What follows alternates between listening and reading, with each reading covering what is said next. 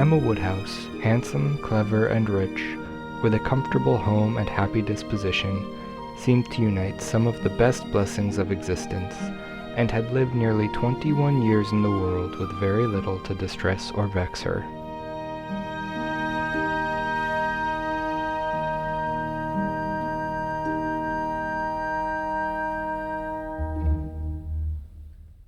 If I could live in the world of any character, I think it would be Emma Woodhouse.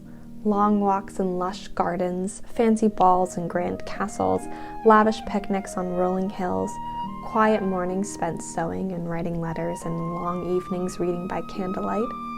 Emma's world is my favorite way to romanticize spring, to enjoy all the indulgent delicacies of life I never make time for. Join me for a Regency spring adventure.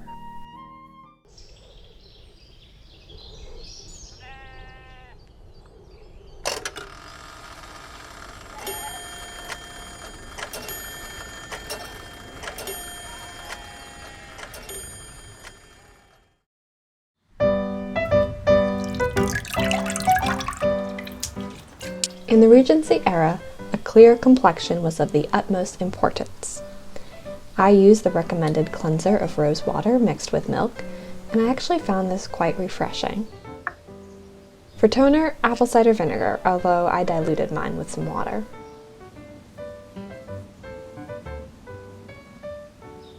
For moisturizer, almond oil to nourish and soften the skin. I was surprised to find how similar these routines are to today, although I did skip the lead-based face powder. Breakfasts were a dainty affair and almost always included a cup of tea. I of course had to read a Regency romance. This one is truly delightful. A rakish lord and an enchanting heroine was just the thing I needed on this spring morning.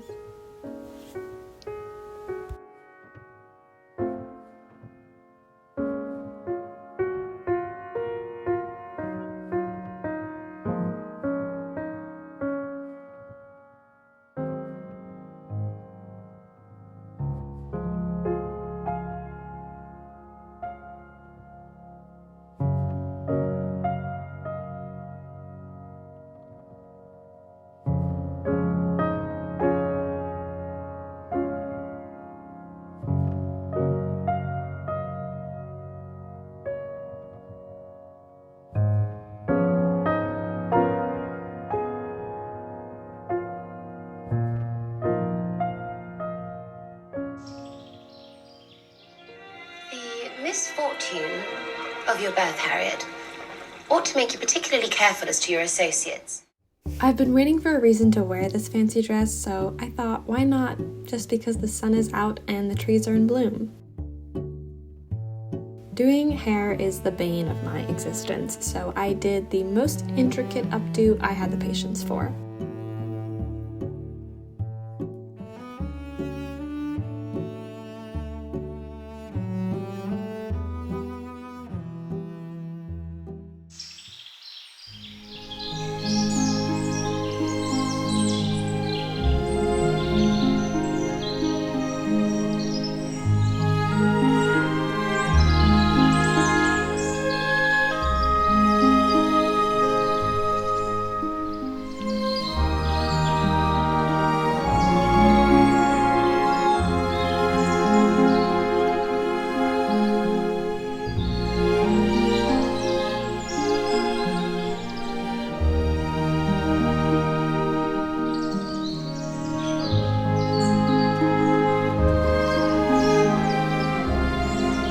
When I think about Austen's novels, I think about how much time they spend outside.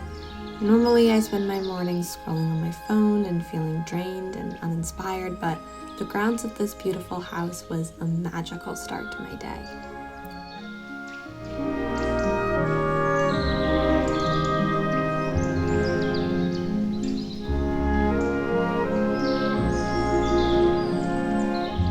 Touring beautiful houses and their grounds is an Austen staple and one of my favorite activities.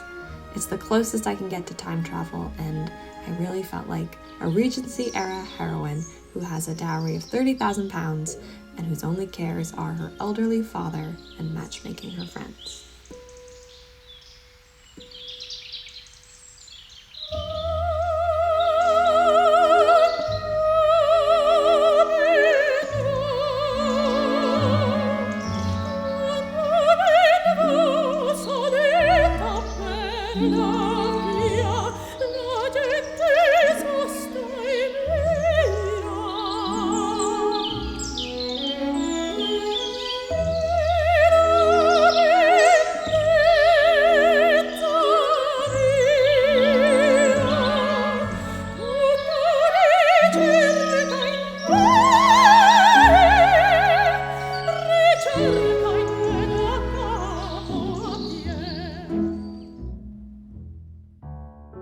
Much has been said about the lost art of letter writing, and I have been wanting to get into it myself.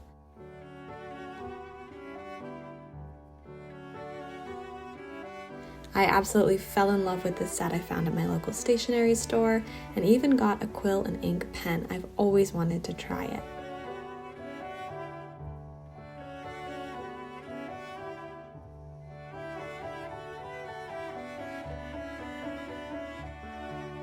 I used to write letters to my friends at camp, and I treasure them now as a time capsule of my teenage summers. Taking the time to handwrite messages felt so different from sending texts.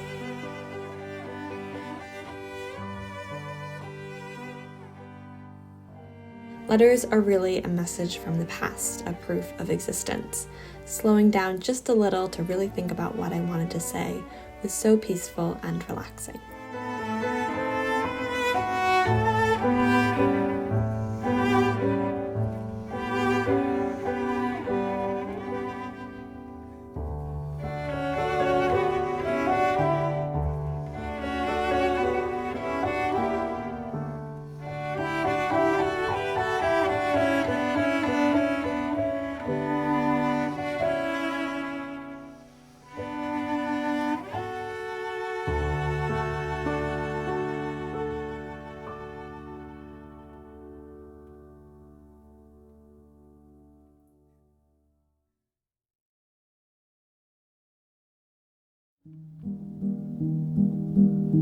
Because I'm romanticizing everything as much as I can, I decided to work on my embroidery at the oldest, most beautiful library I could find. Needlework was a common Regency pastime, and I've decided embroidery will be my spring hobby. I think being able to make things with your hands is true magic.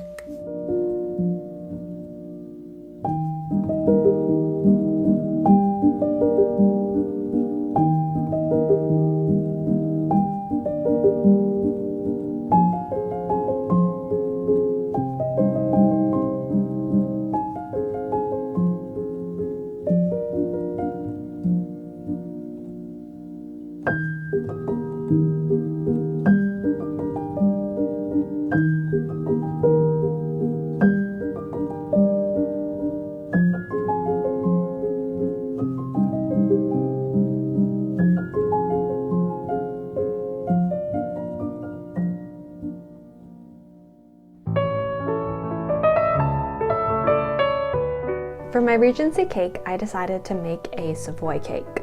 Savoy cakes come from the Savoy region in France and are a tender, light sponge cake. Although quite a simple recipe, elaborate cake pans were used to turn these into Regency dinner statement pieces.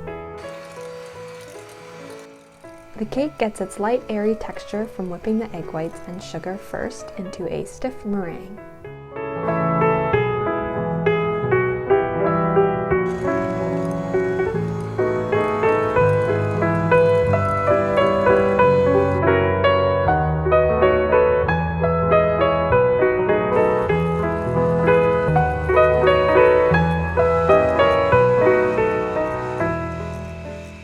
The origins of the Savoy cake can be traced to a request from a count in Chambray, France, who asked his court pastry chef to make a cake as light as a feather. Different variations have come up over the years, including Thomas Jefferson's preference for orange rather than lemon zest, and early 19th century recommendations to cover the cake with fondant. I went with the traditional style for a light, delicate centerpiece.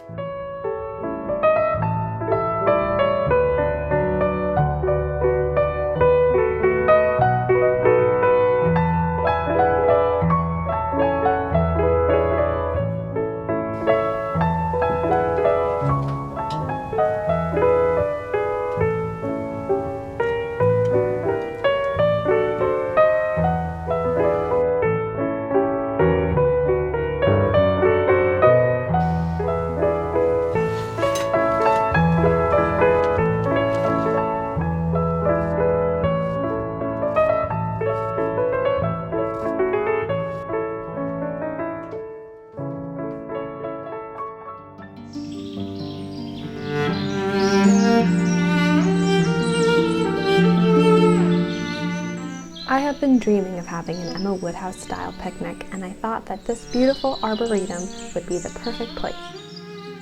It's absolutely magical.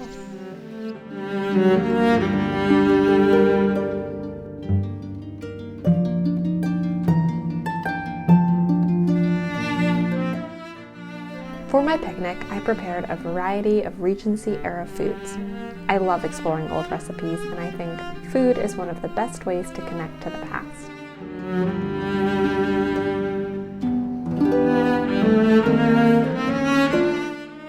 Picnics were a popular Regency pastime and could include all kinds of dishes, so I selected a few that I've been wanting to try. They're mostly desserts.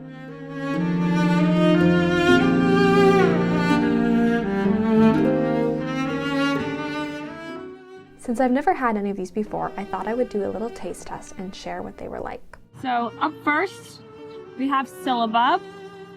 This is a 18th century, I think it's typically a holiday dessert, but it had lemon in it. Sounded pretty spring to me. I've been wanting to try it for so long. We always put it out at the holiday season at the Colonial Museum I work at, and people always ask me what it tastes like, and now I'll find out. That is quite delicious. I actually really like that. Very light, very airy, very lemony. Would recommend. This is flummery. Moves the way it sounds. Very rubbery. It's basically like raspberry jello. Flummery was a early gelatinous dessert. I do not like that. It's very rubbery, and the raspberry is very fake.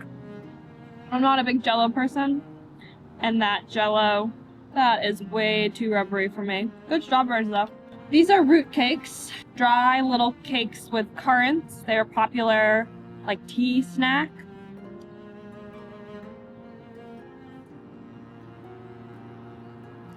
I actually really like those. Not as dry as I was expecting, and the currants add a nice little flavor and squishiness. Would recommend. And then I also have some cucumber sandwiches, the only vegetable on the board.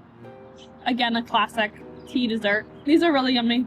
Some nice dill and chives in them. Quite delectable. This is my Savoy cake. I did a very bad job blending the batter because I was really afraid about making it deflate.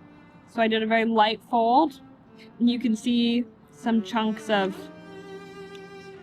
unmixed portions in the cake. Ooh, and a fly. I'll go from the best bit.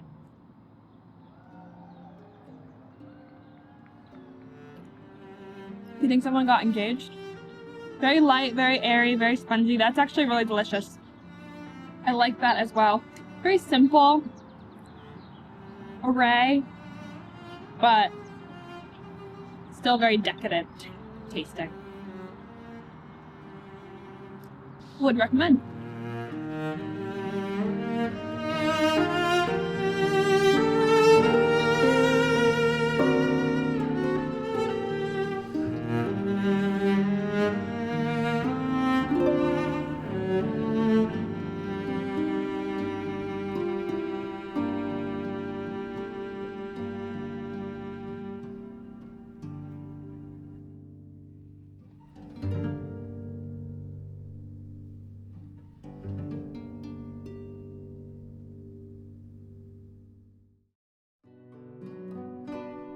I wanted to have the most luxurious evening I could think of, so I added rose petals and honey bath salts to my lavender bubble bath. Lavender was especially popular in the Regency era for its calming and cleansing properties. Any kind of bath would have felt like a luxury in this time period, so I tried to appreciate all the little things, the way the candlelight danced off the water, how soothing and peaceful lavender feels.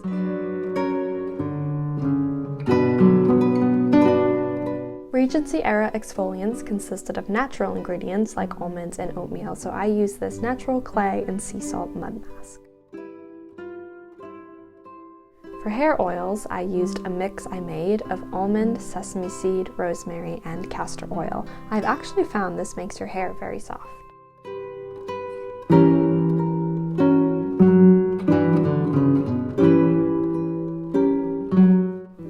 always included tea, so I brewed a cup of this Jane Austen blend and ended my day reading by candlelight, feeling refreshed and magical.